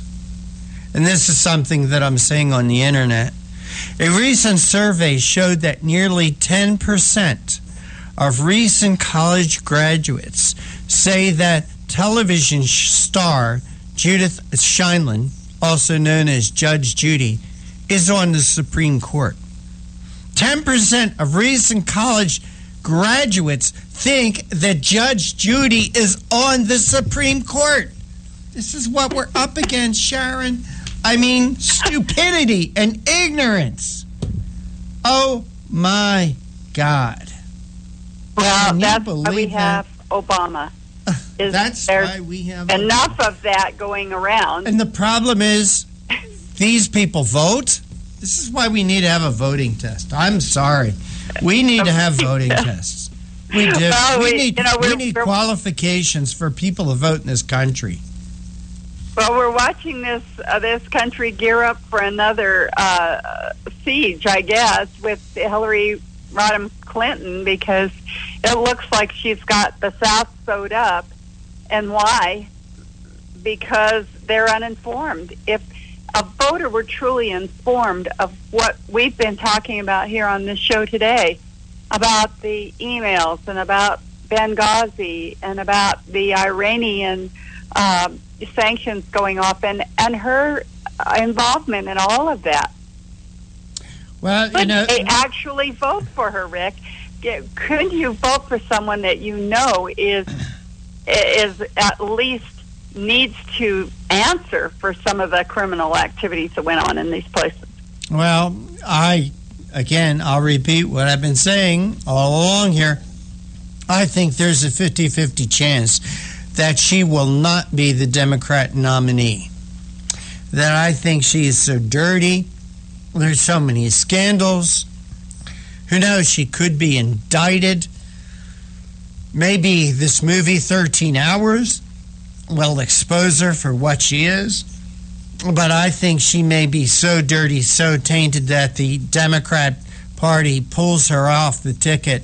And they've done this before with other candidates, that they pull her off the ticket and put in somebody like Joe Biden. Hey, Sharon, let's go to break. You are listening to Conservative Commandos with Sharon Engel and Rick Trader, coming to you from the studios of the Conservative Commandos Radio Network, WNJC 1360, in Philly and around the world on the internet with American Patriots Broadcasting, TalkStream Live, SHR Media, K98 Talk, iHeartRadio, Rebooting, Liberty Radio, AM/FM 24/7. On the other side, we're going to be speaking with Herbert London, president of the London Center for Policy Research. Going to talk about the Iranian sanctions coming off. Be right back.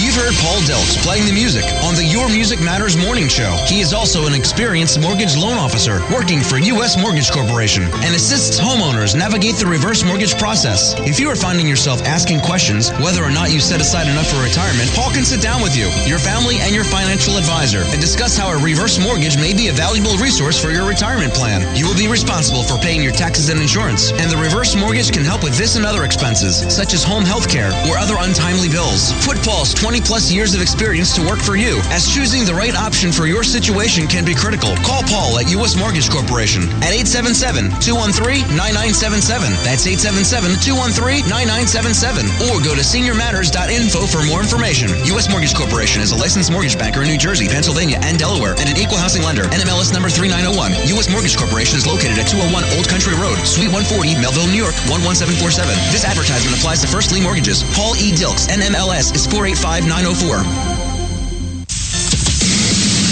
Hi, this is Bob Biden, owner of Bob's Little Sports Shop in Glasper, New Jersey. I've had the opportunity to travel in many foreign countries, and I've seen what happens to people when they lose their freedom. I wrote this poem. Give us freedom was the cry as they marched throughout the night. At Concord Bridge in Trenton, for freedom they would fight. To build a nation that would last with peace and liberty, it is a job that's never done if we are to be free. They wrote a declaration to announce that we are free, then a constitution for all the world to see. But this is ink on paper. We must make it last. It must always be defended, and that is quite a task.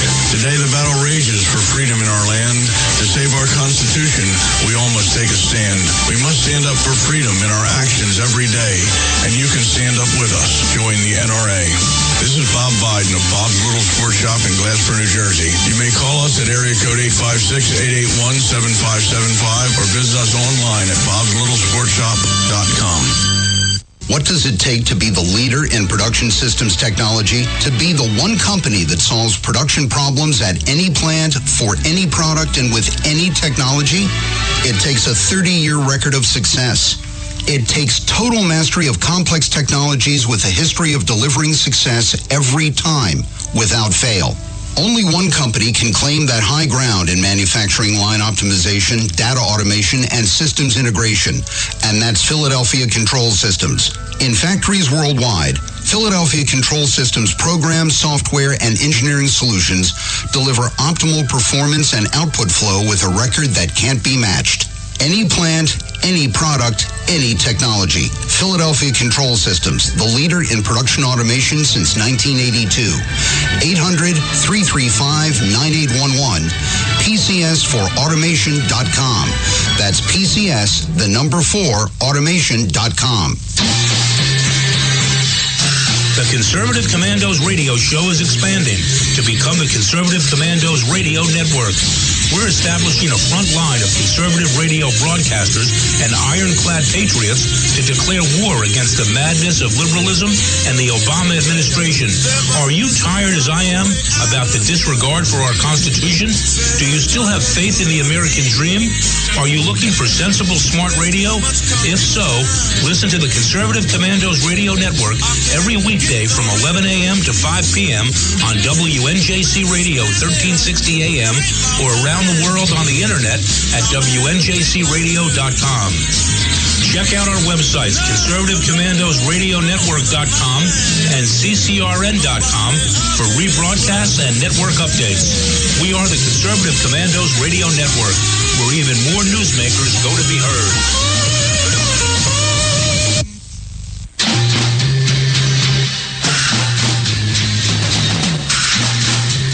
From the East Coast to the West Coast and around the world on the internet, we're coming to you live from the CCRS studios, WNJC 1360.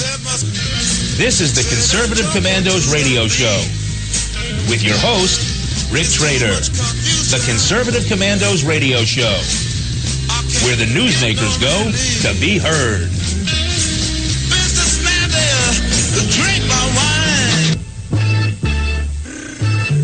You can call the Conservative Commandos radio show at 856-227-1360. Your opinion counts at 856-227-1360. This is Congressman Alan West, and you're listening to the Conservative Commando radio show.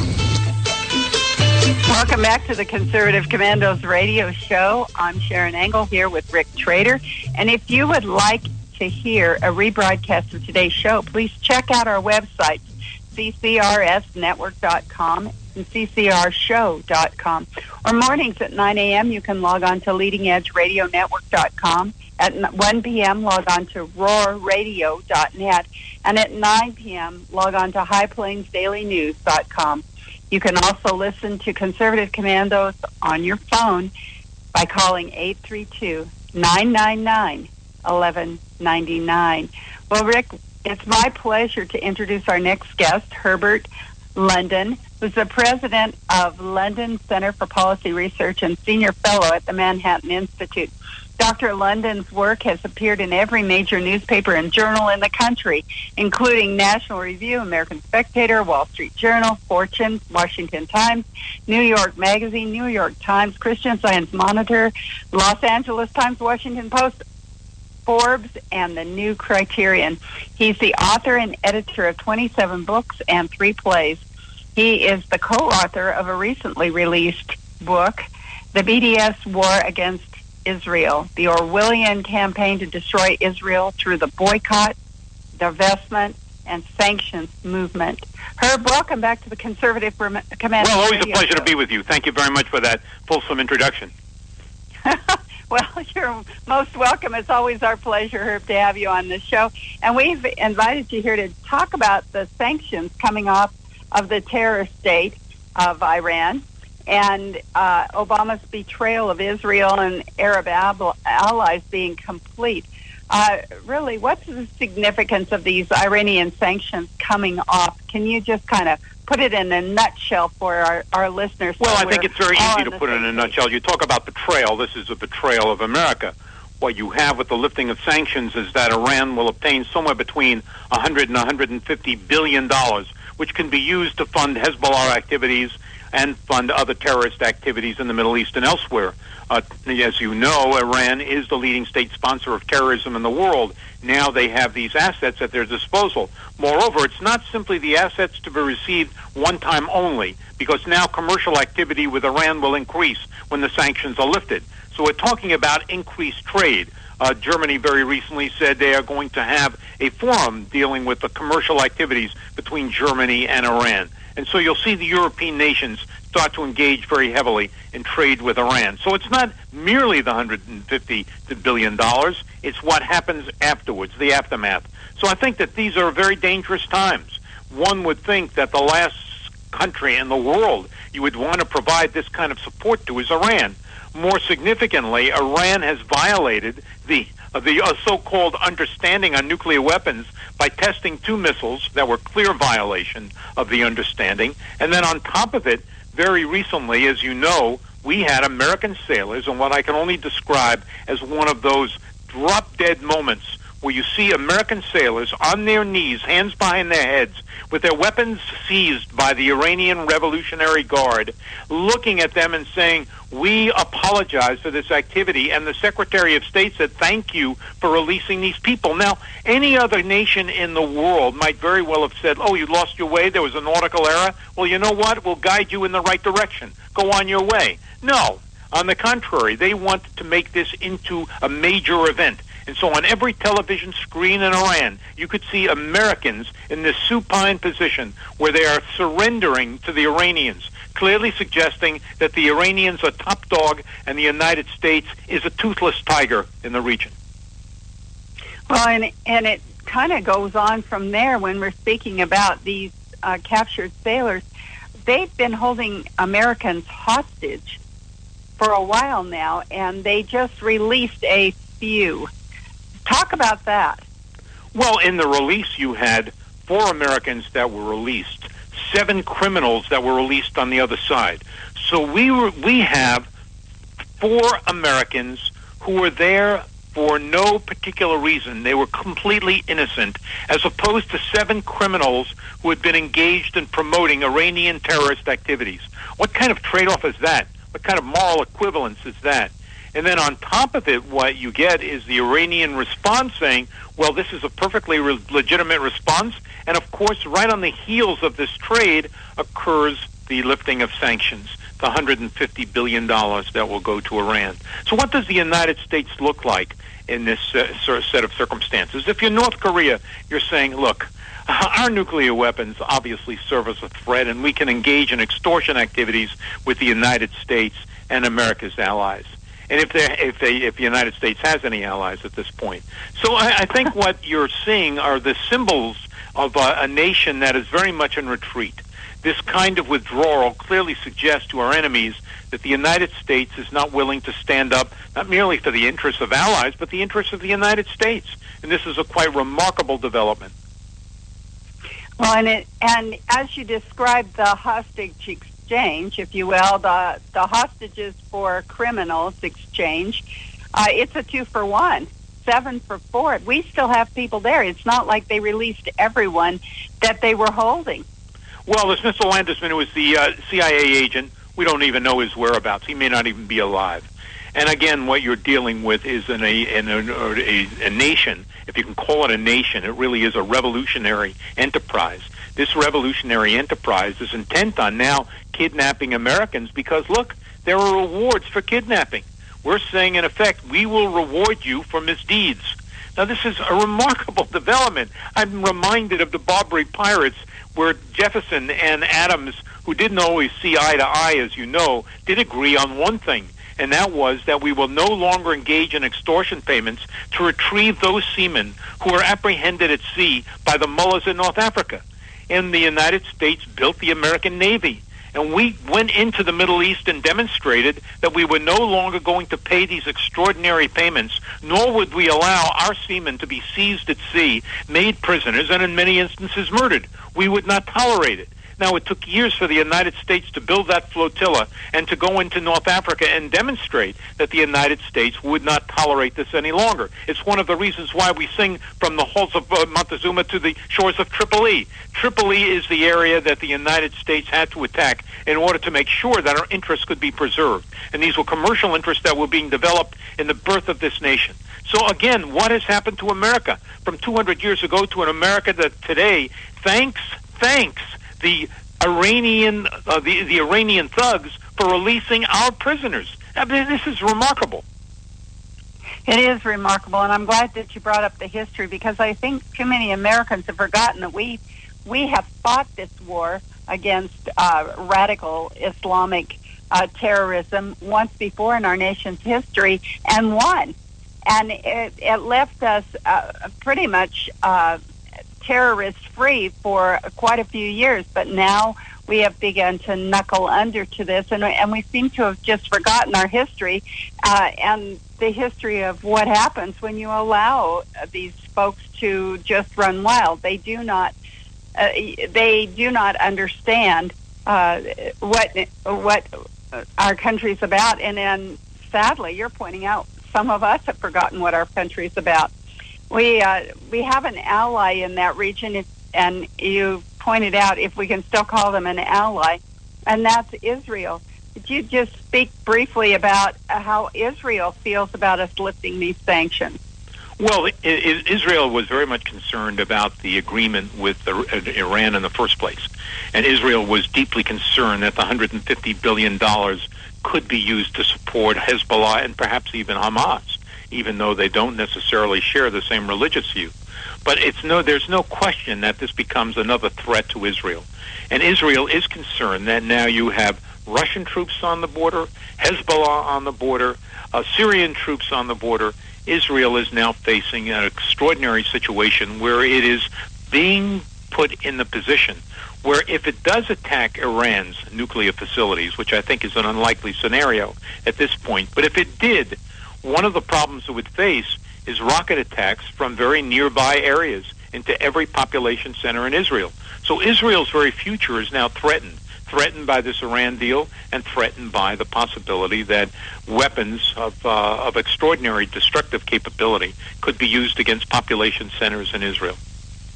We're talking with Dr. Herb London. Herb, we're going to have to go to a break. Can you stay with us through that break? Of course. Thank you, Herb. We'll be right back. We're coming to you live from Conservative Commandos Radio Network Studios, WNJC 1360, our flagship station in Philadelphia, and around the world on the Internet with American Patriots Broadcasting, TalkStream Live, SHR Media, K98 Talk, iHeartRadio, Rebooting Liberty Radio, and AM/FM 24/7. These are all .com. We're talking with Herb London about the sanctions being lifted in Iran. I'm Sharon Angle here with Rick Trader, and we'll be right back after this short message. I really don't care. That's my prerogative. They say I'm messy, but I...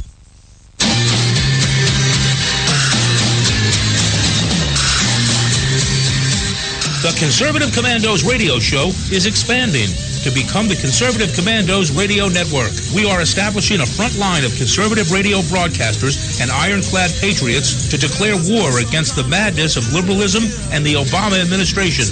Are you tired of the disregard for our Constitution? Do you still have faith in the American dream? Are you looking for sensible, smart radio? If so, listen to the Conservative Commandos Radio Network every weekday from 11 a.m. to 7 p.m. and Saturdays from 2 to 6 p.m. on WNJC Radio, 1360 on your AM dial, or around the world on the Internet at WNJCradio.com. Check out our website, ccrsnetwork.com, for rebroadcasts and network updates. We are the Conservative Commandos Radio Network, where now even more newsmakers go to be heard. Hi, this is Bob Vide, owner of Bob's Little Sports Shop in Glasper, New Jersey. I've had the opportunity to travel in many foreign countries, and I've seen what happens to people when they lose their freedom. I wrote this poem. Give us freedom was the cry as they marched throughout the night. At Concord Bridge in Trenton, for freedom they would fight. To build a nation that would last with peace and liberty, it is a job that's never done if we are to be free. They wrote a declaration to announce that we are free, then a constitution for all the world to see. But this is ink on paper. We must make it last. It must always be defended, and that is quite a task. Today the battle rages for freedom in our land. To save our Constitution, we all must take a stand. We must stand up for freedom in our actions every day, and you can stand up with us. Join the NRA.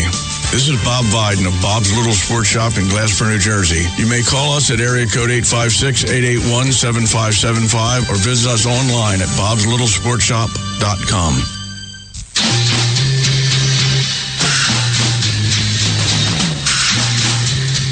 From the East Coast to the West Coast and around the world on the Internet. We're coming to you live from the CCRS studios. WNJC 1360. This is the Conservative Commandos radio show with your host, Rick Trader. The Conservative Commandos radio show, where the newsmakers go to be heard.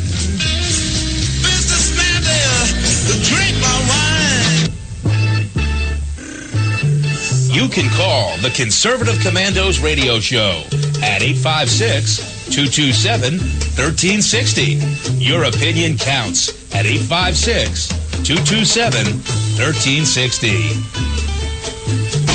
This is Congressman Alan West, and you're listening to the Conservative Commando radio show. Welcome back to Conservative Commandos with Sharon Engel and Rick Trader. And for rebroadcasts of our shows, check out our websites, ccrshow.com or ccrsnetwork.com. Or mornings at 9 a.m., log on to leadingedgeradionetwork.com. At 1 p.m., roarradio.net, or at 6 p.m., highplainsdailynews.com. Our guest this segment is Dr. Herbert London, who's the president of the London Center for Policy Research. Dr. London, thanks for holding through that break. We appreciate your time. Always a pleasure to be with you. Thank you. Herb, you mentioned in the earlier part of the interview about these bad deals and that we're a nation in retreat. I can't see how this could be some just dumb luck or somebody so stupid to make these deals. I happen to believe that all these actions that this Obama administration has taken have been done purposely to weaken our country. You think I'm trying to think too far outside the box here? Well, you know something, part of the difficulty is that it's difficult to understand motives. And you may be absolutely right, Rick. I mean, look, I would say the following. The one thing that we know is that this administration actually believes that if you treat a nation properly, that is fairly, more than fairly, generously, that they will become part of the community of nations and act in a responsible manner. Now, this is a thoroughly misguided notion because every time the United States has done something favorable for Iran, we've been slapped in the face, whether it was Cobalt Towers or whether it was the attack on our seamen. There's no question that the United States has tried very hard to stabilize the area by using Iran, or I should say the Revolutionary Guard in Iran, as a stabilizing influence against the Sunnis. So you have a conflict of interest here, and that conflict presumably would resolve itself in some sort of, if not a modus vivendi, let's call it a form of stabilization. That's the theory behind what the Obama administration is doing.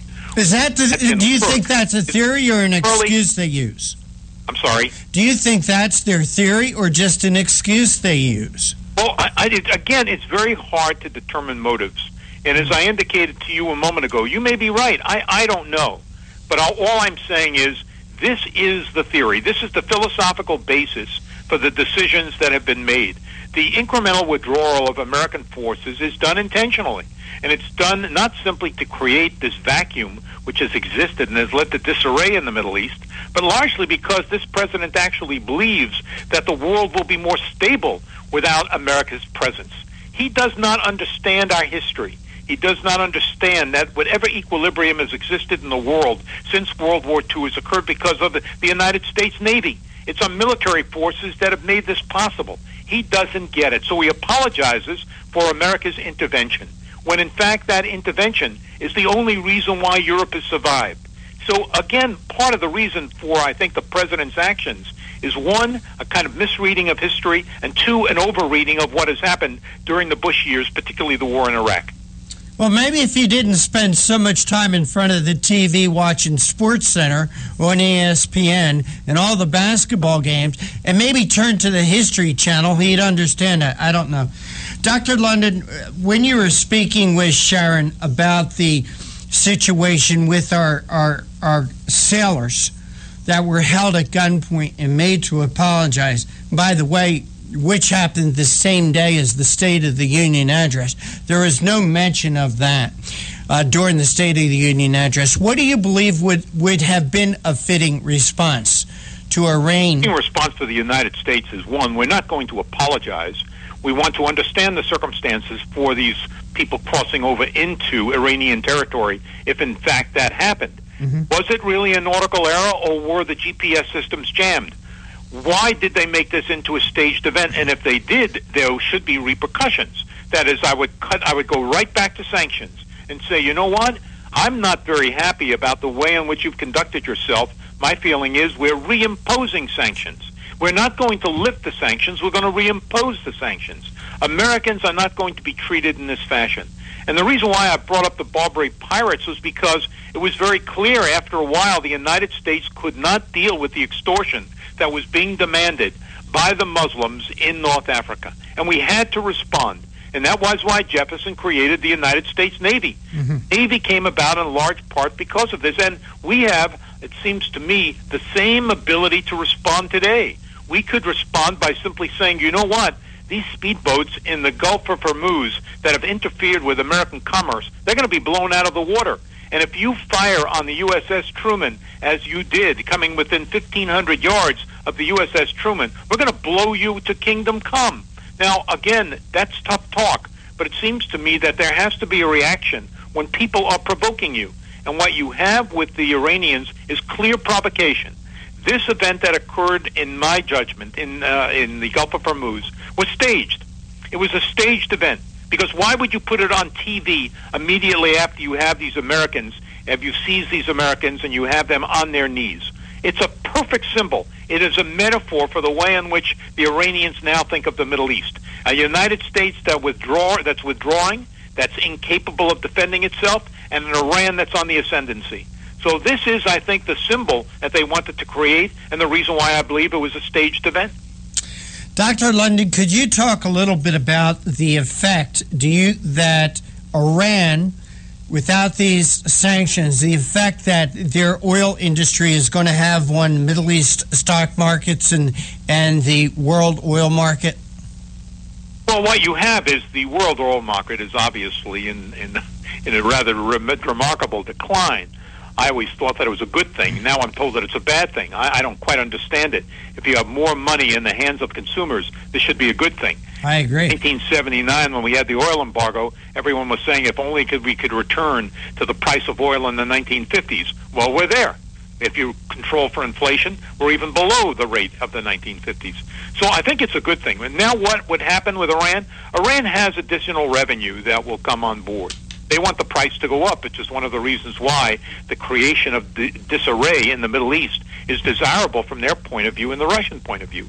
And I'll give you one other scenario that no one else is talking about. Okay. The eastern part of Saudi Arabia is made up of the Shia.